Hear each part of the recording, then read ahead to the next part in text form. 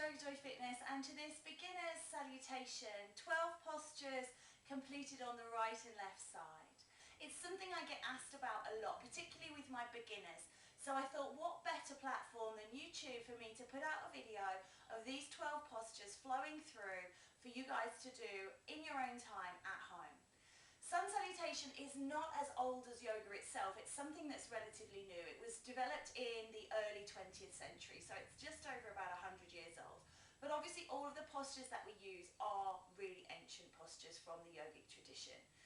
I'm going to do Sun Salutation A today, which is 12 postures, but some of them are repeated, so you only have to learn a handful of postures, maybe 7 different postures.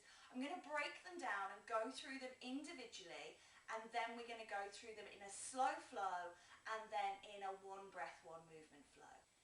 Sun salutation works into all your joints and muscles, tendons and ligaments, so it's a great way of limbering up first thing in the morning or loosening off last thing at night before you go to bed. Also, it can be done at any time of the day, but it is recommended that you do it at sunrise, or maybe you can do it at sunset.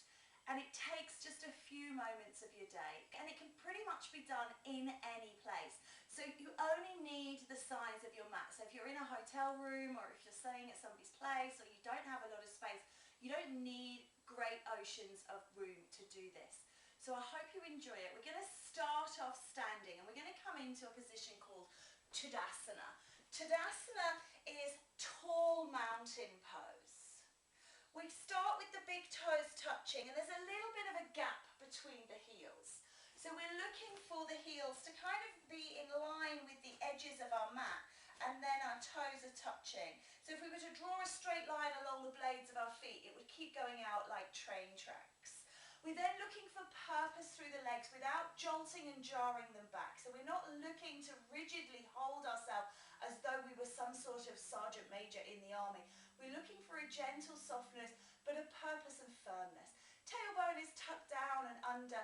The chest is lifted, the openness through the heart, the arms beside the body, again with purpose and a kind of sagging and flopping, but again not that rigid, solid hold of attention. The head is set on top of the neck, on top of the shoulders, looking out towards the horizon, crown of the head towards the sky, chin towards the ground. So this is Tadasana.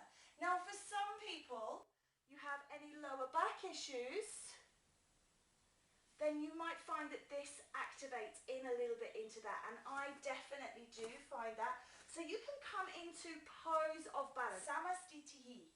This is about 1 or 2 fist distance wide, and then everything else is the same, looking for stiller purpose, but softness, comfort, sukha, ease.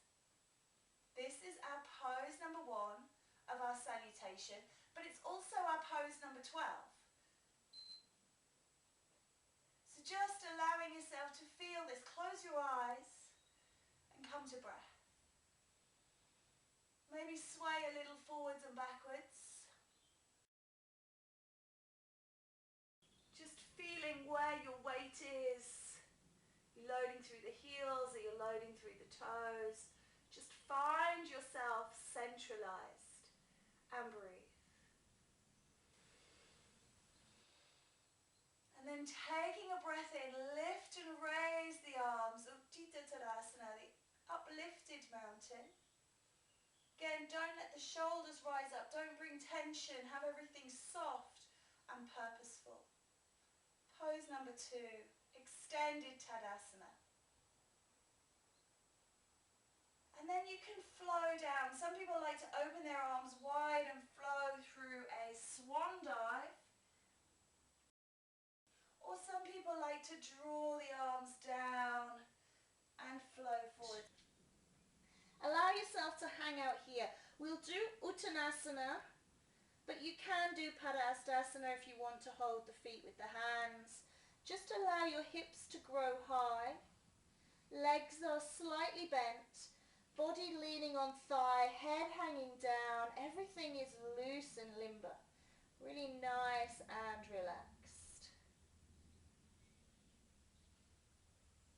Sometimes called hairpin pose. Sometimes called ragdoll pose. It's just forward folding.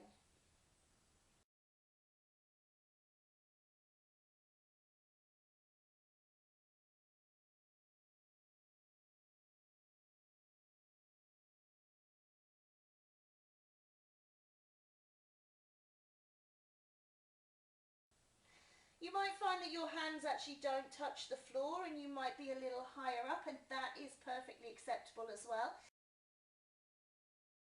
If you find any pulling through the lower back, support yourself in kind of an Ardha Uttanasana, or a half forward fold. That's okay too, until you find that your body releases and relaxes into full posture.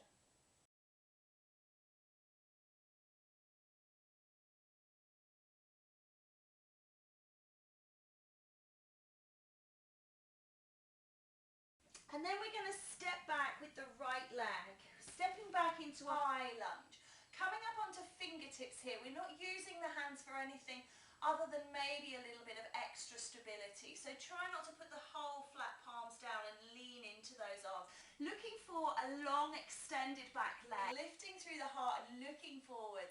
Shine your heart. And Janiyasana. So just looking for an opening through the groin, through the hips, and through the buttocks. Beautiful work. Flat palms then to step back into downward facing dog. Adho Mukha Svanasana, the downward facing dog.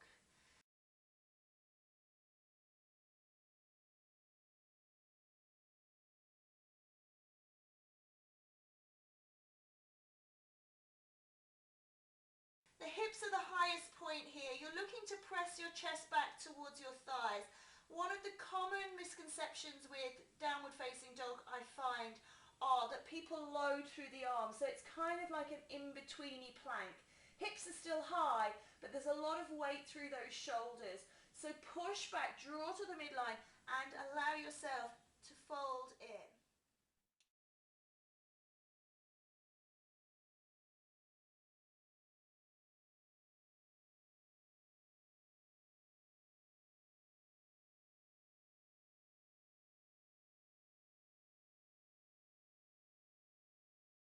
One of the other things that people tend to do here is bring their feet too short, so the heels are down.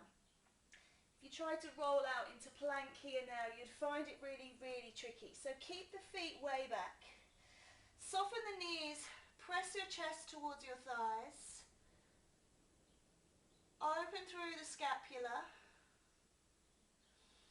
Heels are pushing down towards the earth but not onto it. Feel that stretch at the back of the legs. And enjoy your downward facing dog.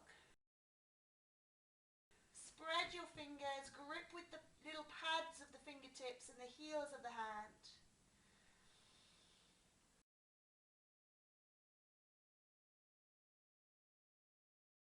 And we're going to just gently roll ourselves down onto all fours. Remember, I'm doing this for beginners, so we're going to come through nice, gentle postures.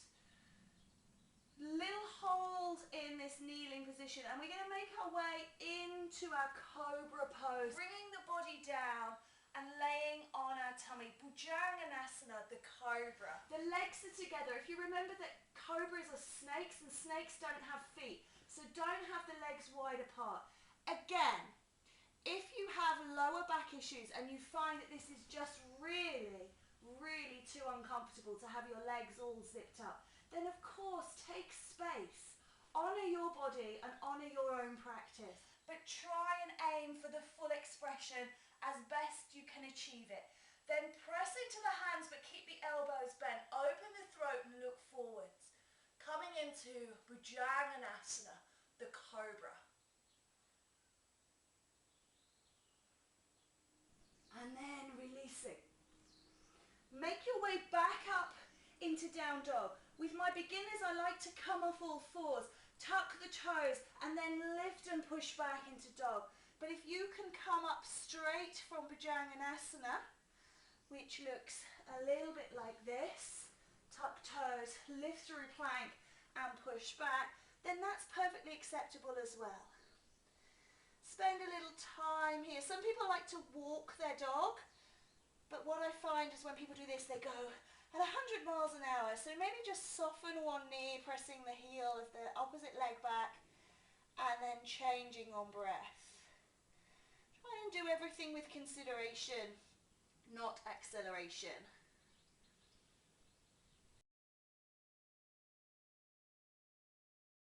To lift our right leg up and swing it between the hands. Again, I find that many people struggle with the step through into lunge. So what we can do is we can drop the opposite knee.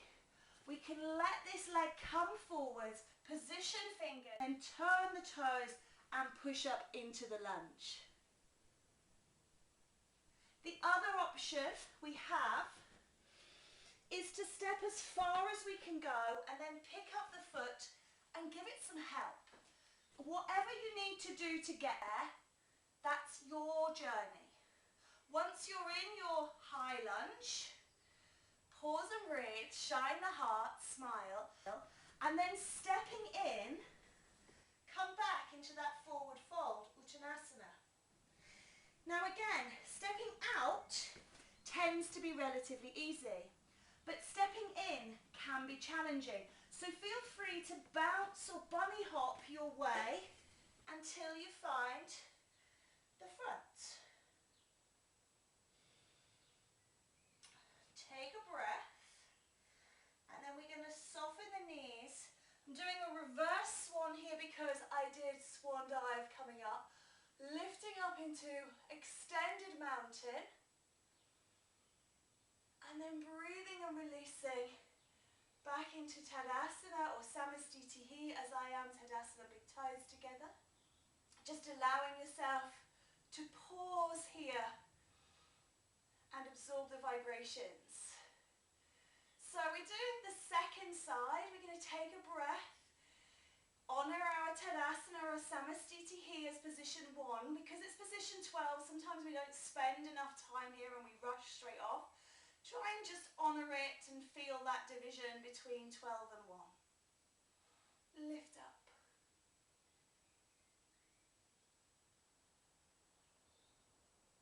Flow forwards.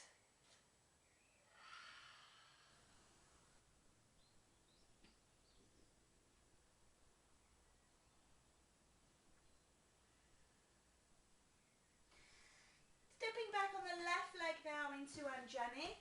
And notice if this side feels any different. There is always differences between the sides.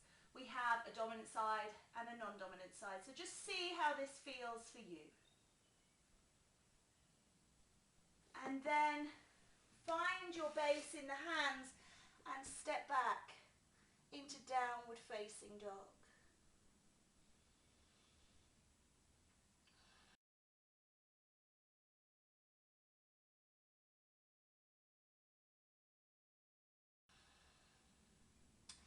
If you can roll into plank, and dog and plank have the same foundation, so you shouldn't need to move hands and feet to access plank. They should be there already. And then bring your knees down. Option here is to come from dog to kneeling. Bring your body through and lift into cobra. If you're really struggling with cobra, there is sphinx. And that's an option until you find the strength to lift into cobra. Bhujanganasana. And then again, making your way up, maybe onto knees, maybe into plank, and straight back then into down dog. If you like to walk your dog, a few little pedals here. And then raise your left leg, give it some momentum as you swing it up between your hands, remembering to work your way into lunge your way, your practice. Again, the same with the step up.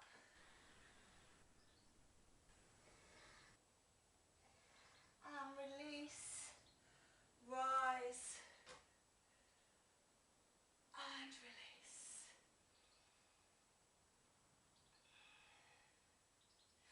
Hope you're doing well. So what we're going to do this time is we're going to count the postures, okay? So I'm going to count the postures 1 through to 12 and just go through them as numbers. So coming into position number 1. and lift and rise to position 2. Fold into 3 and step back into 4. Step back into 5.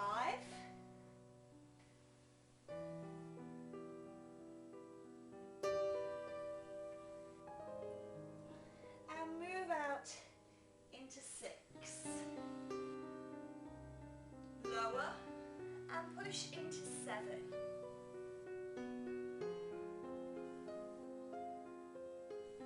Finally rise into 8.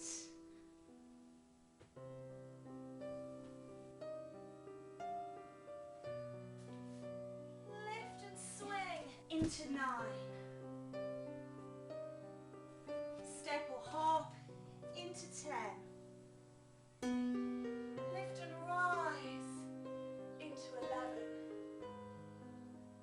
And release into 12. Hold 1 to 2.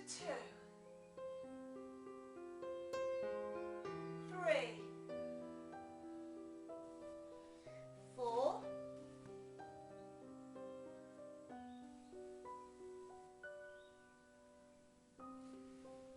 5.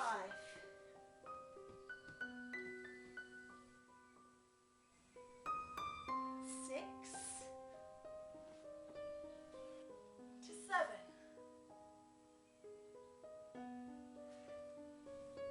8.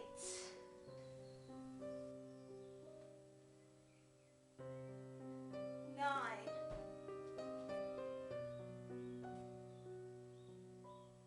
10. 11. 12.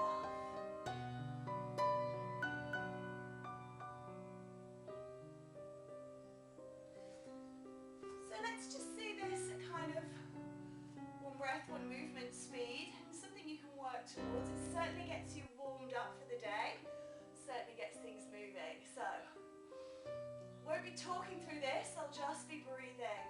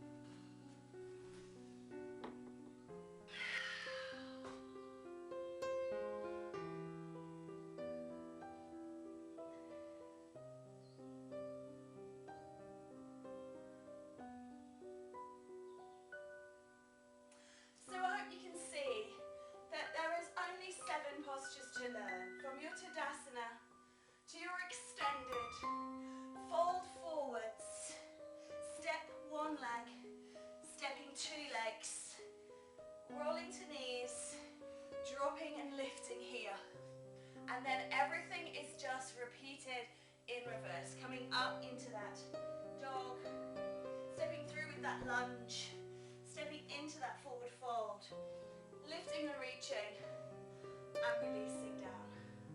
So 7 postures, 7 days in a week. Obviously this is a 12 posture sequence, 12 numbers on the clock usually. So you can kind of work it however you want to, but maybe try and learn 1 posture a day for a week and then put your sequence together. Do whatever it is that suits you. going to sit in a little meditation, allowing the vibrations of my practice to settle around me,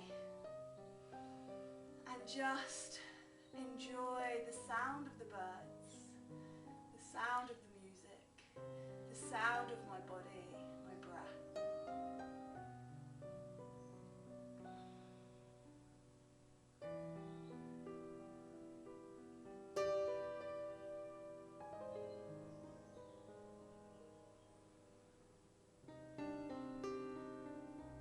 When you have finished practicing your practice, have a wonderful day.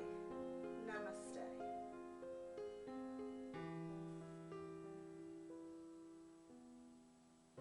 If you have enjoyed this, obviously please like, share and subscribe. And if you've got any comments at all, please leave them in the sections below, and maybe I'll be doing this video for you guys.